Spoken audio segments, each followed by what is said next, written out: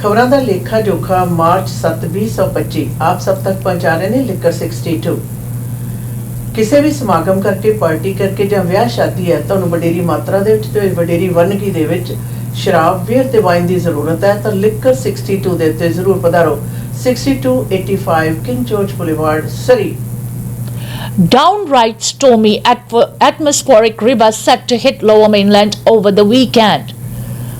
After a reasonably sunny week, much of BC's south coast, including the lower mainland, is set for drenching. An atmospheric river is on its way to regions settling in over Metro Vancouver and the Fraser Valley beginning early Saturday. The downright stormy weather will bring up 5 millimeters of rain per hour. The main event is tomorrow for sure, especially tomorrow morning into the early afternoon. That's the window we are talking about, where it won't only be raining, but it's going to be a windy as well. Winds could gust to 50 to 60 kilometers per hour with sustained winds in the 30-kilometer range. For southern parts of Metro Vancouver, like Delta, South Surrey and Richmond, around 20 to 30 millimeters of rain could fall over the entire weekend. However, those parts closer to the mountains and further inland will see almost double. If you are in the city of Vancouver, New West and North, you'll probably see 50 plus or potentially 50 plus. So we are keeping an eye on that through that weekend stretch with 70 to 80 millimeters on the high side. As of Friday morning, an official rain warning hasn't been put in place. But don't be surprised to see one coming down. I wouldn't be shocked if we saw them from the northern Metro Vancouver and out in the western part of the Fraser Valley too. ਇਸ weekend ਦੇ ਉੱਤੇ ਭਾਰੀ ਵਰਖਾ ਜਿਹੜੀ ਹੈ ਉਸ ਦੇ ਬਾਰੇ ਦੱਸ ਦਿੱਤਾ ਗਿਆ ਔਰ ਦੱਸਿਆ ਜਾ ਰਿਹਾ ਹੈ ਕਿ ਇਹ ਵਰਖਾ ਕਾਫੀ ਜ਼ਿਆਦਾ ਅੱਜ ਤੋਂ ਸ਼ੁਰੂ ਹੋਏਗੀ ਔਰ ਕੱਲ ਨੂੰ ਸਭ ਤੋਂ ਜ਼ਿਆਦਾ ਵਰਖਾ ਦਾ ਪਰਮਾਰ ਰਹੇਗਾ। ਅੱਜ ਉਹਨਾਂ ਨੇ ਦੱਸਿਆ ਕਿ 1 ਘੰਟੇ ਦੇ ਵਿੱਚ ਤਕਰੀਬਨ ਜਿਹੜਾ 5 ml ਹੈ ਜਿਹੜਾ ਮਿਲੀਲੀਟਰ ਹੈ ਉਹ ਵਰਖਾ ਹੋਏਗੀ ਔਰ ਜਿਸ ਦੇ ਵਿੱਚ ਦੱਸਿਆ ਜਾ ਰਿਹਾ ਕਿ 20 ਤੋਂ 30 ਸੈਂਟੀਮੀਟਰ ਜਿਹੜੀ ਵਰਖਾ ਦਾ ਮਿਕਦਾਰ ਹੈ ਉਹ ਵਾਪਰੇਗੀ ਜਦੋਂ ਕਿ ਮੈਟਰੋ ਵੈਨਕੂਵਰ ਤੋਂ ਜਿਹੜੇ ਬਾਹਰ ਦੇ ਇਲਾਕੇ ਨੇ ਨਾਲ ਦੇ ਇਲਾਕੇ ਨੇ ਸਬਰਬ ਦੇ ਉਹਨਾਂ ਦੇ ਵਿੱਚ ਇਹ ਮਾਤਰਾ 50 ਤੋਂ 60 ਤੱਕ ਪਹੁੰਚ ਸਕਦੀ ਹੈ। ਬਾਕੀ ਨਾਲ ਦੀ ਨਾਲ ਇਹ ਵੀ ਦੱਸਿਆ ਗਿਆ ਕਿ ਕੱਲ ਨੂੰ ਤੇਜ਼ ਹਵਾਵਾਂ ਜਿਹੜੀਆਂ ਨੇ ਉਹ ਵਡੇਰੀ ਮਾਤਰਾ ਦੇ ਵਿੱਚ ਵਾਪਰਨਗੀਆਂ ਔਰ ਚੱਲਣਗੀਆਂ ਔਰ ਇਸ ਦੇ ਨਾਲ ਜਿਹੜੀ ਵਰਖਾ ਦੀ ਮਿਕਦਾਰ ਆ ਉਹ ਵੀ ਵੱਡੀ ਮਾਤਰਾ ਦੇ ਵਿੱਚ ਹੋਏਗੀ। ਬਾਅਦ ਦੁਪਹਿਰ ਤੱਕ ਭਾਰੀ ਵਰਖਾ ਜਾਰੀ ਰਹੇਗੀ। Driver involved in Patello Bridge crash that killed 3 arrested and released. The Surrey Police Service says the driver of a vehicle involved in a crash on the Patello Bridge that killed 3 people has been arrested and released. The investigation is ongoing at this time and no charges have been forwarded to Crown Counsel for approval, the SPS said in a statement. The crash involving a semi-truck and 2 passenger vehicles on the east end of the bridge happened just after 10 p.m. on Valentine's Day, February 14th. Surrey Fire and BCE has administered life-saving measures to 3 occupants at the scene, but sadly they were declared deceased, Staff Sergeant Lindsay Houghton said at the time. In its update on Friday, the SPS says the investigation is currently being done by its Criminal Collision Investigation Team. This is a very complex and high-consequence investigation that will require time to compile information to present to the Crown, the SPS said. Surrey Police Service would like to acknowledge the excellent and diligent work of CCIT and SPS members and would like to thank the public for their assistance. The SPS says more information will be released when appropriate. 14 ਫਰਵਰੀ ਨੂੰ ਰਾਤ ਦੇ 10 ਵਜੇ ਦੇ ਕਰੀਬ ਪਟੂਲੋ bridge ਦੇ ਉੱਤੇ ਹੋਇਆ accident ਜਿਸ ਦੇ ਵਿੱਚ 3 ਦੀ ਮੌਤ ਹੋ ਗਈ ਸੀ ਉਸ ਤੇ ਦਾ ਦੋਸ਼ੀ ਜੋ ਹੈ ਉਸ ਨੂੰ ਅਰੈਸਟ ਕੀਤਾ ਗਿਆ ਬਾਅਦ ਦੇ ਵਿੱਚ ਉਸ ਨੂੰ ਛੱਡ ਦਿੱਤਾ ਗਿਆ। ਤਫਤੀਸ਼ ਹੈ ਜਿਹੜੀ ਉਹ ਵਡੇਰੀ ਪੱਧਰ ਦੇ ਉੱਤੇ ਚੱਲ ਰਹੀ ਹੈ। ਯਾਦ ਰਹੇ ਇਸ ਦੇ ਵਿੱਚ 3 ਨੌਜਵਾਨ ਲੜਕਿਆਂ ਦੀ ਮੌਤ ਹੋ ਗਈ ਸੀ ਔਰ ਉਸ ਤੋਂ ਉਪਰੰਤ ਇਸ ਦੇ ਵਿੱਚ ਇੱਕ ਸੈਮੀ ਟਰੱਕ ਤੇ 2 ਗੱਡੀਆਂ involve son. Justin Trudeau's political legacy refreshed in face of tariff fight.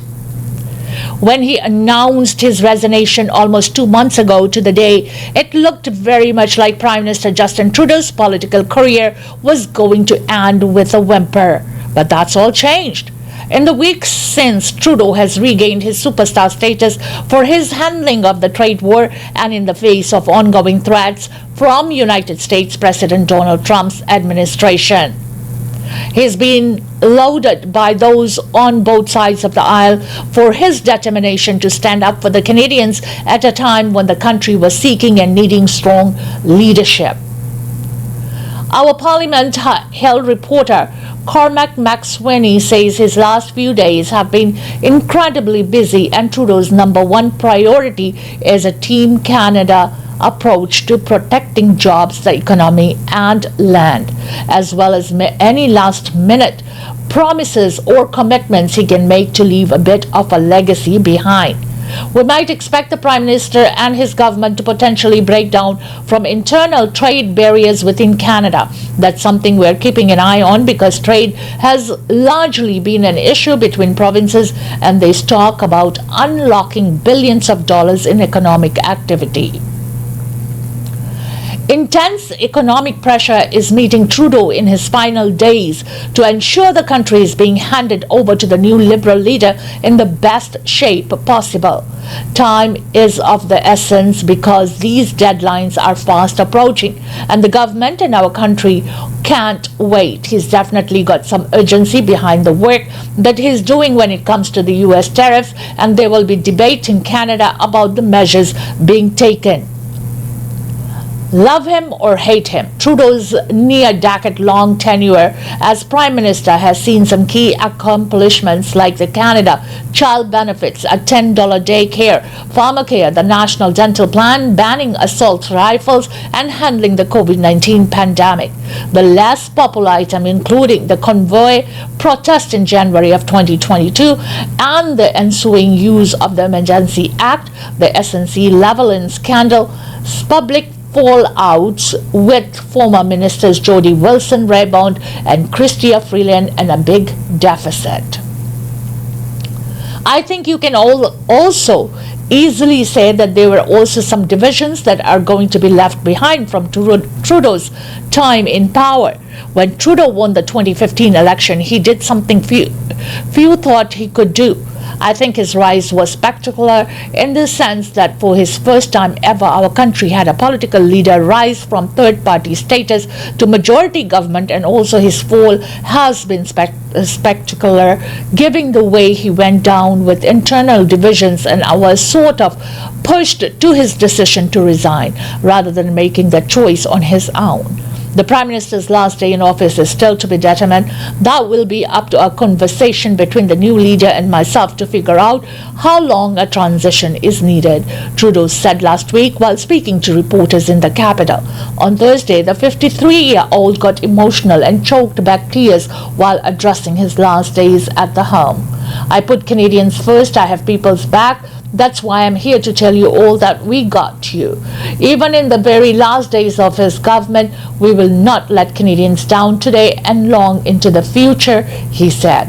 Because in the past few weeks, we've been working with our provincial and territorial partners to make sure that families can rely on this system, not just for years to come, but will allow this system to lock in, to become something that no government a year from now, 5 years from now, 20 years from now could ever go back on, and it's hard to do. McSweeney suggested that after taking a bit of break from politics, Trudeau could take his career in a different direction. Normally, former prime ministers end up getting involved with boards of corporations. They can start their own companies as well. They could give global advice, and another popular thing is doing that international speaking circuit, attending events and conferences, he explained. Because the insight, no matter what party you are with and no matter what country you've led, leading a country gives you an experience that is unlike any other. Having that experience under your belt can also lead to a situation where you're able to give advice that not many other people have. This Sunday, the Liberals will choose a new leader with former Bank of Canada Governor Mark Carney and former Finance Minister Chrystia Freeland being the frontrunners. Karina Gould and Frank Baylis are also running. Gould's campaign is calling for an extension to Sunday's vote, saying there is not enough time for all eligible voters to be verified with the Liberal Party. McSweeney says, however, wins will decide if Canadians go back to the polls ahead of October's scheduled date. There's a lot of expectations that we could see a federal election right away. It hasn't been ruled out yet by Mark Carney if he ends up taking the reins of the party. Chrystia Freeland has said she doesn't want to go to the polls right away. If we don't have an election and with Parliament prorogued for the first time, the new leader will have their work cut out for them. The new Prime Minister will have to put their ideas down in a throne speech. They'd have to reconvene the House of Commons, lay out their vision, their agenda for the country over the next few months at least, and that will be likely be heavily dominated by what their plan is for the economy. How do we cushion the blow from economic threats from the US? And then they'll have to give a vision for many other things that are not being focused on right now because of what we are seeing with the US. ਪ੍ਰਧਾਨ ਮੰਤਰੀ Justin Trudeau ਦੇ ਪ੍ਰਧਾਨ ਮੰਤਰੀ ਦੇ ਦਫ਼ਤਰ ਦੇ ਵਿੱਚ 91 ਦਿਨ ਨੇ, ਪਰ ਇਸ ਦੇ ਨਾਲ ਲੇਖਾ ਜੋਖਾ ਉਹਨਾਂ ਦੇ ਪੂਰਾ ਜਿਹੜਾ ਪੋਲੀਟੀਕਲ ਕੈਰੀਅਰ ਹੈ ਉਸ ਦੇ ਉੱਤੇ ਕਰਦੇ ਹੋਏ ਇਹ ਕੁਝ ਚੀਜ਼ਾਂ ਨੇ ਜਿਹੜੀਆਂ ਸਾਹਮਣੇ ਆਈਆਂ ਨੇ, ਜਿਨ੍ਹਾਂ ਦੇ ਵਿੱਚ ਕੁਝ ਉਹਨਾਂ ਦੀਆਂ ਕੰਟਰੀਬਿਊਸ਼ਨਸ ਨੇ ਔਰ ਕੁਝ ਕੁ ਨਾਪਸੰਦਗੀ ਦੇ ਜਿਹੜੇ ਦੌਰ ਨੇ ਉਹਨਾਂ ਦੇ ਵਿੱਚੋਂ ਗੁਜ਼ਰੇ ਨੇ। ਪਰ ਇਹਦਾ ਮੰਨਣਾ ਹੈ ਕਿ ਪਿਛਲੇ ਦਿਨਾਂ ਦੇ ਵਿੱਚ ਉਹਨਾਂ ਦਾ ਬਤੌਰ ਪ੍ਰਾਈਮ ਮਿਨਿਸਟਰ ਕੈਨੇਡਾ ਲਈ ਪੂਰੇ ਡਟ ਕੇ ਖੜਨਾ ਜਿਹੜਾ ਉਹ ਹਮੇਸ਼ਾ ਲਈ ਯਾਦ ਰੱਖਿਆ ਜਾਏਗਾ। ਯਾਦ ਰਹੇ ਇਤਿਹਾਸ ਦੇ ਵਿੱਚ ਅਗਰ ਦੇਖਿਆ ਜਾਵੇ ਤਾਂ 2015 ਦੇ ਵਿੱਚ ਇਹਨਾਂ ਦੀ ਜਿਹੜੀ ਜਿੱਤ ਸੀ ਜਸਟਨ ਟਰੂਡੋ ਨੇ ਆਪਣੀ ਪਾਰਟੀ ਨੂੰ ਤੀਸਰੇ ਨੰਬਰ ਤੋਂ ਪਹਿਲੇ ਨੰਬਰ ਦੇ ਉੱਤੇ ਲਿਆਂਦਾ ਸੀ ਔਰ ਉਸ ਦੇ ਨਾਲ ਜੋ ਕਿ ਬਹੁਤ ਜ਼ਿਆਦਾ ਕਾਫੀ ਕ੍ਰਿਟਿਸਾਈਜ਼ ਜਿਹੜੇ ਅੰਕੜੇ ਨੇ ਉਹ ਵੀ ਸਾਹਮਣੇ ਆਏ ਜਦੋਂ ਇਹਨਾਂ ਦੇ ਖਾਸ ਤੌਰ ਦੇ ਉੱਤੇ ਅਟਾਰਨੀ ਜਨਰਲ ਦੇ ਨਾਲ ਸੰਬੰਧਾਂ ਦਾ ਔਰ ਕ੍ਰਿਸਟੀਆ ਫਰੀਲੈਂਡ ਦਾ ਰਿਜ਼ਾਈਨ ਕਰ ਜਾਣਾ। ਪਰ ਪ੍ਰਧਾਨ ਮੰਤਰੀ ਜਸਟਨ ਟਰੂਡੋ ਨੇ ਇਸ ਗੱਲ ਨੂੰ ਪੁਖਤਾ ਕੀਤਾ ਹੈ ਕਿ ਫਰੰਟ ਰਨਰਸ ਜਿਹੜੇ ਵੀ ਚਾਹੇ ਕ੍ਰਿਸਟੀਆ ਫਰੀਲੈਂਡ ਤੇ ਮਾਰਕ ਕਾਰਨੀ ਦੇ ਵਿੱਚੋਂ ਕੋਈ ਵੀ ਅਗਰ ਪਾਰਟੀ ਲੀਡਰ ਚੁਣਿਆ ਜਾਂਦਾ ਹੈ ਤਾਂ ਉਹਨਾਂ ਨੇ ਇਹ ਵੀ ਸਪਸ਼ਟ ਕੀਤਾ ਕਿ ਉਹਨਾਂ ਦੇ ਨਾਲ ਜਿਹੜੀ ਟ੍ਰਾਂਜੀਸ਼ਨ ਪੀਰੀਅਡ ਆ ਉਹ ਨਿਰਧਾਰਿਤ ਕੀਤਾ ਜਾਏਗਾ। Surrey duty-free owner wants compensation during trade war with US. It's been about a month since we were first told about the Surrey business owner who said his sales have been hit as British Columbians avoid troubling South amid growing tensions with the United States. Peter Raju, president and owner of the Pisarj Duty Free by the Highway 99 border crossing, says that things have gone from bad to worse. Our business has deteriorated to almost being non-existent, he explained. On Wednesday, he claims he made $2,000 in sales, a tenth of what he says the store usually pulls in, ranging from $20,000 to $25,000 a day. Raju says he currently employs more than 24 people but has been getting by in recent days with just 3 workers because business has dropped off so significantly. It's so unfortunate because over the weekend we had so many American customers, especially from Washington state, who have come and supported us and saying they are quite sympathetic and reminded us they did not vote for Donald Trump and are very upset with British Columbians being told not to visit them because it's also hurting them. The provincial government has never given a public directive, but Raju says the province has been encouraging people not to travel to the US. I mean, this trade war could take a while and the government has said nothing to how businesses will be compensated, he said. Raju says he's reached out to Premier's office and the BC Lekha officials to get more information. Just tell us how the government will support industries like ours, he said. In addition to potentially laying off staff, Raju says he's also considering scaling back store hours next week. Instead of opening at 7 a.m., we probably would be opening at 9 a.m. or 10 a.m. and close at 8 p.m. instead of 10 p.m. or 11 p.m. Raju says that late Thursday the province reached out to him and said it could take steps to set up a meeting with BC Lekha officials. Research duty free ਦੇ ਮਾਲਕਾਂ ਨੇ ਦੱਸਿਆ ਕਿ ਮੌਜੂਦਾ ਹਾਲਾਤਾਂ ਦੇ ਕਾਰਨ ਉਹਨਾਂ ਦਾ ਵਪਾਰ ਹੈ ਜਿਹੜਾ ਉਸ ਦੇ ਉੱਤੇ ਬਹੁਤ ਜ਼ਿਆਦਾ ਮਾੜਾ ਅਸਰ ਪਿਆ ਹੈ। ਉਸ ਦੇ ਮਾਲਕ ਰਾਜੂ ਨੇ ਆਪਣੀ ਜਿਹੜੀ ਹੱਡਬੀਤੀ ਹੈ ਉਹ ਦੱਸੀ ਹੈ ਕਿ ਪਿਛਲੇ ਦਿਨਾਂ ਦੇ ਵਿੱਚ ਇਸ ਦੇ ਉੱਤੇ ਜਿਹੜੇ ਪ੍ਰਭਾਵ ਸਨ ਬੁਰੇ ਪਏ ਸਨ, ਪਰ ਹੁਣ ਬਦਲਦੇ ਦਿਨਾਂ ਦੇ ਨਾਲ ਇਹ ਜਿਹੜੇ ਪ੍ਰਭਾਵ ਨੇ ਬੈਕ ਟੂ ਵਰਸ ਦੇ ਤੱਕ ਪਹੁੰਚ ਚੁੱਕੇ ਨੇ। ਔਰ ਉਸਨੇ ਇਹ ਵੀ ਦੱਸਿਆ ਕਿ 2 ਦਰਜਨ ਦੇ ਕਰੀਬ ਉਸਦੇ ਇੰਪਲਾਈ ਸਨ ਜਿਹੜੇ ਕਿ ਹੁਣ ਸਿਰਫ 3 ਰਹਿ ਗਏ ਹਨ ਔਰ ਰੋਜ਼ਾਨਾ 20 ਤੋਂ 25,000 ਡਾਲਰ ਦੀ ਹੋਣ ਵਾਲੀ ਜਿਹੜੀ ਔਸਤਨ ਸੇਲ ਹੈ ਉਹ ਸਿਰਫ 2,000 ਡਾਲਰ ਤੱਕ ਰਹਿ ਗਈ ਹੈ। ਔਰ ਉਸਨੇ ਇਹ ਵੀ ਕਿਹਾ ਕਿ ਵਾਸ਼ਿੰਗਟਨ ਸਟੇਟ ਤੋਂ ਜਿਹੜੇ ਲੋਕ ਨੇ ਉਹ ਵੀ ਹਮਦਰਦੀ ਦਾ ਇਜ਼ਹਾਰ ਕਰ ਰਹੇ ਨੇ, ਪਰ ਉਹ ਚਾਹੁੰਦੇ ਨੇ ਕਿ ਵਪਾਰ ਇਸ ਟ੍ਰੇਡ ਵਾਰ ਦੇ ਵਿੱਚ ਪੈ ਰਹੇ ਵਪਾਰਾਂ ਦੇ ਉੱਤੇ ਪ੍ਰਭਾਵ ਨੇ ਜਿਹੜੇ ਉਸ ਦੇ ਮੁਤਲਕ ਵੀ ਉਹਨਾਂ ਦੀ ਮਦਦ ਕੀਤੀ ਜਾਵੇ। ਔਰ ਅਖੀਰ ਦੇ ਵਿੱਚ ਉਸਨੇ ਇਹ ਵੀ ਦੱਸਿਆ ਕਿ ਉਸ ਤੱਕ ਹੁਣ ਸੁਨੇਹਾ ਪਹੁੰਚਿਆ ਹੈ ਕਿ ਸੰਬੰਧਿਤ ਅਧਿਕਾਰੀਆਂ ਦੇ ਨਾਲ ਉਸ ਦੀ ਮੁਲਾਕਾਤ ਹੈ ਜੋ ਹੈ ਉਹ ਛੇਤੀ ਹੋਵੇਗੀ। BC farmers ranchers resilient amid tariff uncertainty, Agriculture Council. BC's farmers and ranchers say they are resilient and they will get through all the uncertainty around United States President Donald Trump's tariff deadlines. The way we are looking at this is we are currently in a transition period. We are in a holding pattern, said Jennifer Wake, president of the BC Agricultural Council, which represents over 20,000 farm families across the province.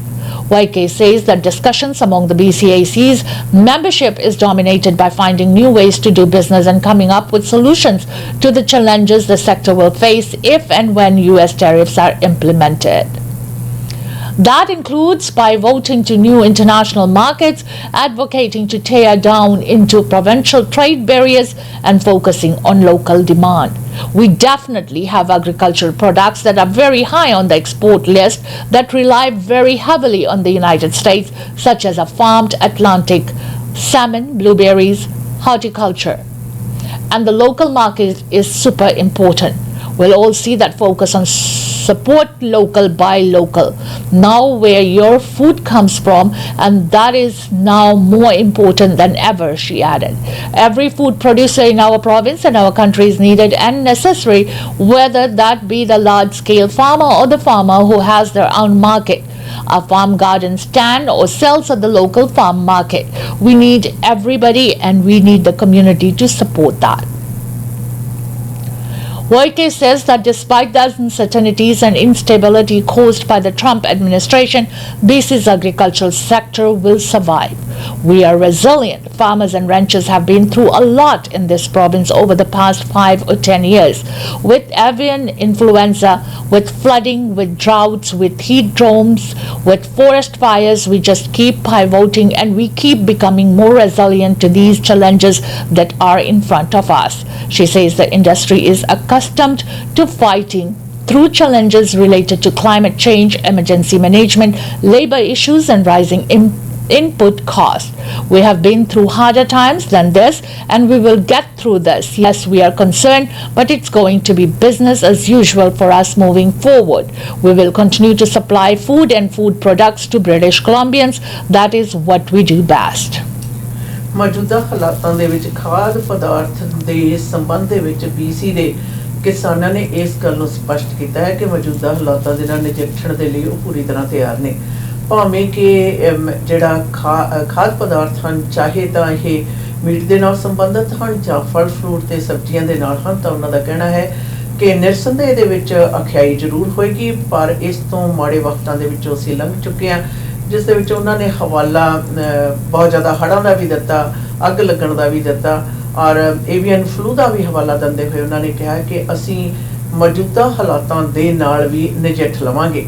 ਔਰ ਨਾਲ ਦੀ ਨਾਲ ਉਹਨਾਂ ਨੇ ਇਸ ਗੱਲ ਦਾ ਵੀ ਜ਼ਿਕਰ ਕੀਤਾ ਕਿ ਇਸ ਮੌਕੇ ਦੇ ਉੱਤੇ ਸੂਬਿਆਂ ਦੇ ਵਿਚਕਾਰ ਜਿਹੜਾ ਖਾਦ ਪਦਾਰਥਾਂ ਦਾ ਆਦਾਨ ਪ੍ਰਦਾਨ ਹੈ ਉਸ ਦੇ ਉੱਤੇ ਵੀ ਤਵੱਜੋ ਜਿਹੜੀ ਮਿਲੇਗੀ। ਤੇ ਨਾਲ ਦੀ ਨਾਲ ਉਹਨਾਂ ਨੇ ਇਸ ਗੱਲ ਦਾ ਵੀ ਜ਼ਿਕਰ ਕੀਤਾ ਕਿ ਅਸੀਂ ਇਸ ਸੂਬੇ ਦੇ ਵਿੱਚ ਰਹਿੰਦੇ ਹੋਏ ਅਸੀਂ BC ਸੂਬੇ ਦੇ ਵਿੱਚ ਖਾਦ ਪਦਾਰਥ ਉਗਾਉਣ ਦਾ ਔਰ ਲੋਕਾਂ ਨੂੰ ਖਾਣ ਵਾਲੀਆਂ ਚੀਜ਼ਾਂ ਜਿਹੜੀਆਂ ਪ੍ਰੋਵਾਈਡ ਕਰਨ ਦੀ ਜਿਹੜੀ ਸਮਰੱਥਾ ਹੈ ਉਸ ਨੂੰ ਹੋਰ ਵਧਾ ਸਕਦੇ ਹਾਂ ਔਰ ਵਧਾਵਾਂਗੇ। ਔਰ ਇਸ ਦਾ ਜਿਹੜਾ ਪੂਰਾ ਦਾ ਪੂਰਾ ਚੱਲਣ ਹੈ ਇਹ ਔਖੇ ਵਕਤਾਂ ਦੇ ਵਿੱਚ ਇਸ ਨੂੰ ਪੂਰਤੀ ਅਸੀਂ ਜ਼ਰੂਰ ਕਰਾਂਗੇ। Ottawa announces $6 billion aid package for businesses hit by trade war. The federal government is unveiling a $6 billion aid package to support Canadian businesses through the trade war with the United States.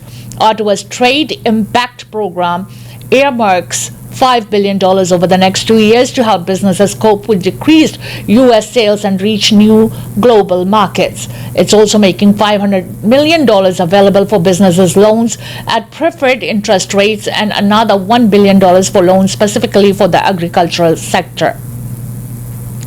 The government is also building new flexibility into the employment insurance program, help business retain workers by reducing work hours. The federal government suspended a planned second wave of retaliatory tariffs after U.S. President Donald Trump signed an executive order Thursday to pose some new duties on Canada and Mexico. Trump has ordered 25% tariffs on all steel and aluminum imports into the United States as of March 12th. Tariffs the White House has confirmed would stack on top of other duties imposed on Canada. ਮੌਜੂਦਾ ਹਾਲਾਤਾਂ ਦੇ America ਵੱਲੋਂ ਜਿਹੜੇ ਲਗਾਏ ਗਏ tariffs ਨੇ ਉਹਨਾਂ ਤੋਂ ਪ੍ਰਭਾਵਿਤ ਜਿਹੜੇ ਵਪਾਰ ਨੇ ਉਹਨਾਂ ਦੀ ਮਦਦ ਦੇ ਲਈ ਫੈਡਰਲ ਸਰਕਾਰ ਨੇ $6 ਬਿਲੀਅਨ ਦਾ ਅੱਜ ਐਲਾਨ ਕਰ ਦਿੱਤਾ ਔਰ ਉਹਨਾਂ ਦਾ ਕਹਿਣਾ ਕਿ ਇਸ ਮੌਕੇ ਦੇ ਉੱਤੇ ਕਿਸੇ ਵੀ ਪ੍ਰਕਾਰ ਦੇ ਜਿਹੜੇ ਵਪਾਰਾਂ ਦੇ ਉੱਤੇ ਜਿਹੜੇ ਪ੍ਰਭਾਵ ਨੇ ਉਹਨਾਂ ਦੇ ਵਿੱਚ ਇਹ ਮਦਦਗਾਰ ਜਿਹੜੀ ਰਾਸ਼ੀ ਹੈ ਧਨ ਰਾਸ਼ੀ ਹੈ ਉਹ ਮਦਦ ਕਰੇਗੀ। ਇਸ ਤੋਂ ਪਹਿਲਾਂ ਜਿਹੜੇ $5 ਬਿਲੀਅਨ ਕੁਝ ਪ੍ਰੋਗਰਾਮਸ ਦੇ ਲਈ ਵੀ ਨਿਰਧਾਰਿਤ ਕੀਤੇ ਗਏ ਸਨ ਔਰ ਨਾਲ ਦੀ ਨਾਲ ਫੈਡਰਲ ਸਰਕਾਰ ਨੇ ਇਸ ਗੱਲ ਦਾ ਵੀ ਜ਼ਿਕਰ ਕੀਤਾ ਕਿ ਇਹ ਜਿਹੜੀ ਧਨ ਰਾਸ਼ੀ ਆ ਵਪਾਰਾਂ ਦੇ ਇਸ ਟ੍ਰੇਡ ਵਾਰ ਦੇ ਦੌਰਾਨ ਵਪਾਰ ਨੂੰ ਹੋਣ ਵਾਲੇ ਜਿਹੜੇ ਨੁਕਸਾਨ ਆ ਉਸ ਦੀ ਪੂਰਤੀ ਕਰੇਗੀ। Why are clocks set forward in the spring? Thank wars, confusion and a hunger for sunlight. Once again, most Americans will set their clocks forward by 1 hour this weekend, losing perhaps a bit of sleep but gaining more glorious sunlight in the evenings as the days warm into summer. Where did this all come from, though? How we came to move the clock forward in the spring and then push it back in the fall is a tale that spans over more than a century, one that's driven by 2 world wars, mass confusion at times, and a human desire to bask in the sun for as long as possible. There's been plenty of debate over the practice, but about 70 countries, about 40% of those across the globe currently use what Americans call daylight savings time. While springing the clocks forward kinds of jolts our system, the extra daylight gets people outdoors, exercising and having fun, says Ann Buckle, web editor at thetimeanddate.com, which features information on time, time zones, and astronomy. The really awesome advantage is the bright evenings, right? She says it is actually having hours of daylight after you come home from work and spend time with your family or activities, and that is wonderful. Here are some things to know so that we'll be conversant about the practice of humans changing time. How did this all get started? In the 1890s, George Vernon Hudson, an astronomer and entomologist in New Zealand, proposed a time shift in the spring and fall to increase the daylight, and in the early 1900s, British home builder William Willett, troubled that people weren't up enjoying the morning sunlight, made a similar push, but neither proposal gained enough traction to be implemented. Germany began using daylight saving time during World War I with the thought that it would save energy. Other countries, including the United States, soon followed suit. During World War II, the US also again instituted what was dubbed wartime nationwide, this time year-round.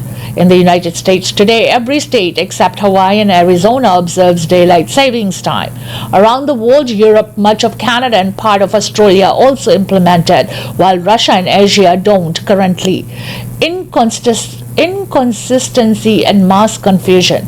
After World War II, a patchwork of timekeeping emerged across the United States, with some areas keeping daylight savings time and others ditching it.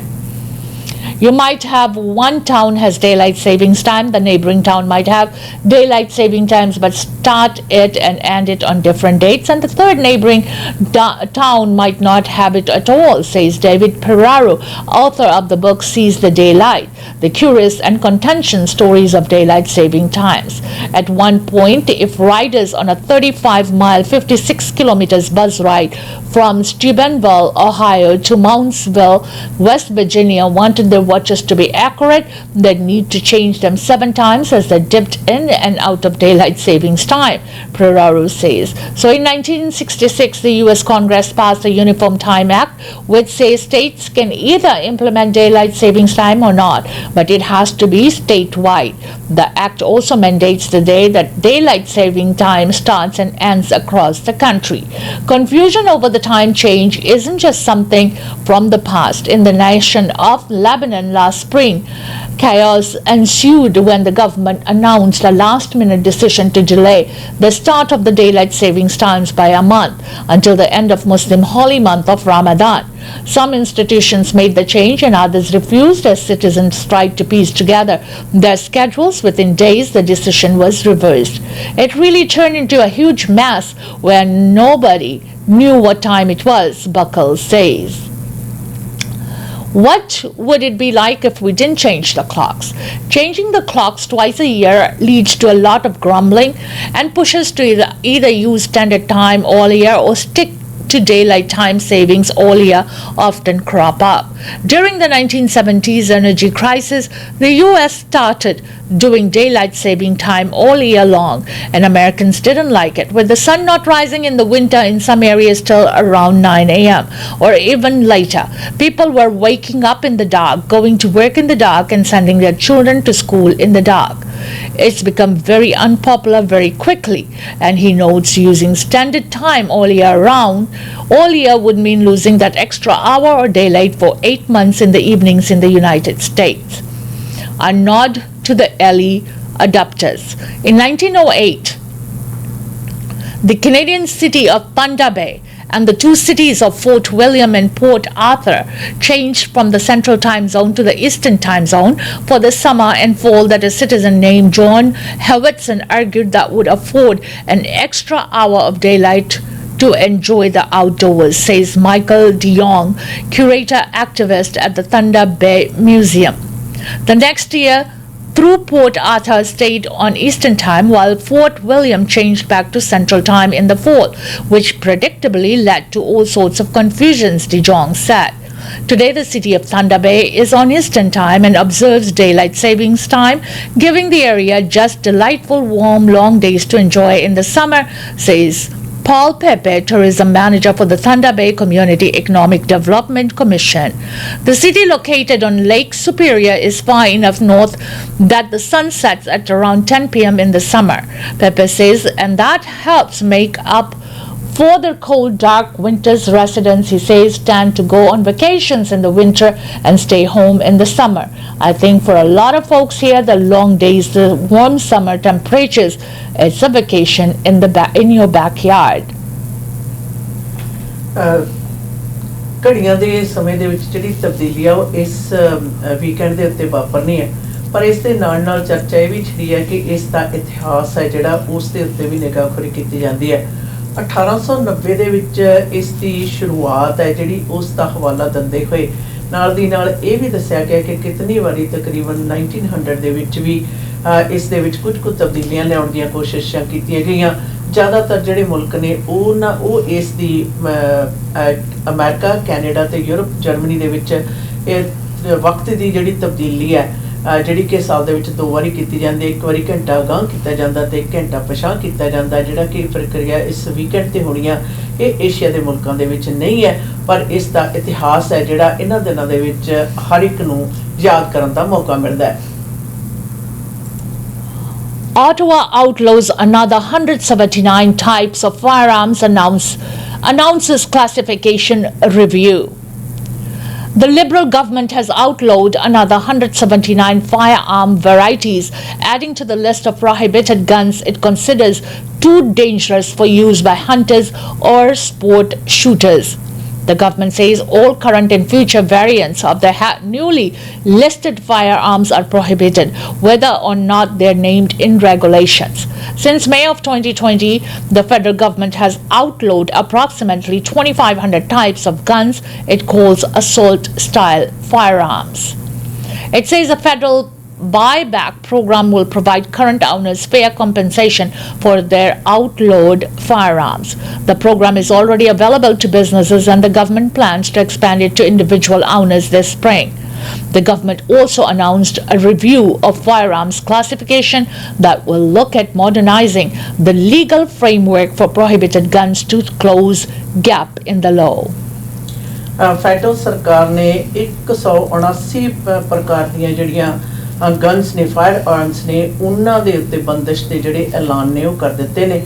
ਔਰ ਯਾਦ ਰਹੇ ਇਹ ਐਲਾਨਨਾਮੇ ਪਹਿਲਾਂ ਕੀਤੇ ਗਏ ਐਲਾਨਨਾਮਿਆਂ ਦੇ ਵਿੱਚ बढ़ोतरी ਹੈ।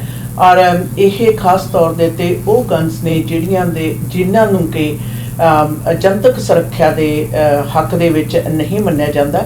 ਔਰ ਫੈਡਰਲ ਸਰਕਾਰ ਦੇ ਇਹ ਜਿਹੜੇ ਐਲਾਨਨਾਮੇ ਨੇ ਅੱਜ ਕੀਤੇ ਗਏ ਨੇ, ਜਿਸ ਦੇ ਵਿੱਚ ਕਿ 179 ਪ੍ਰਕਾਰ ਦੇ ਹੋਰ ਫਾਇਰ ਆਰਮਸ ਨੇ ਜਿਨ੍ਹਾਂ ਨੂੰ ਸ਼ਾਮਲ ਕਰ ਦਿੱਤਾ ਗਿਆ ਹੈ।